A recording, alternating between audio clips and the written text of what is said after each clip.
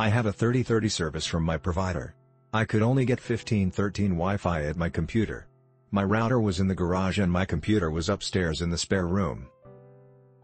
I installed the extender in my hall coat closet. Ran a Cat 6 cable from the router, across the garage, in the crawl space, up into the closet. Now I get 27/26 on my computer, almost doubled the speed. Also, my television in the bedroom was not able to upload from Netflix as the signal was too weak from the router. With the extender I can now watch Netflix in the bedroom. After installing the extender, I did more research on my router and found it to be a little dated on the Wi-Fi. I then installed a new router which did provide a stronger signal with more speed. My computer and television remain on the extender. I would recommend the extender, but check out your router and see if it has the latest Wi-Fi protocols. See what speeds it can accommodate. Then see what is on the market. A new router might save you the trouble of hardwiring a router. As I read what I just said, I guess the downside is having to hardwire the extender, but it wasn't a big deal to me as I had a fairly easy route and I am handy doing things. This extender came with all the parts indicated and had good instructions for installation. However, when Cox Cable came to activate the cable outlet that I intended to use, I learned that they wouldn't allow this extender on their network, i.e., the network would not be able to see it.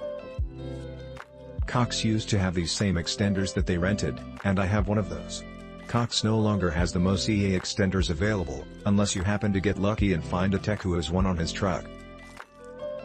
That was my experience. My tech had one, but Cox isn't getting any more of them.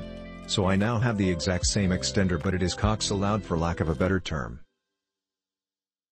Long story short, if Cox Cable is your internet provider, there is no sense in buying this extender because you can't put it on your network. I will add, though, that the extender I acquired from Cox, exact same model, works great. I just have to rent it instead of owning it.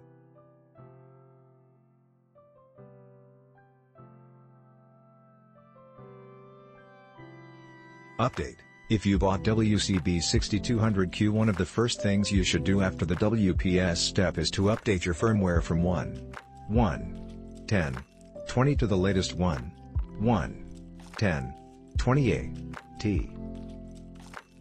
Search WCB 6200Q firmware upgrade and you will find the instructions and file to update your extender.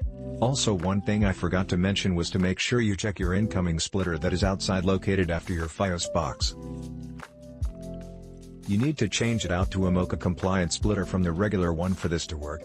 Can confirm that the Holland Electronics splitter with the blue label works well. Review: was using cheap plug-in Wi-Fi extenders to fill in dead areas around my house.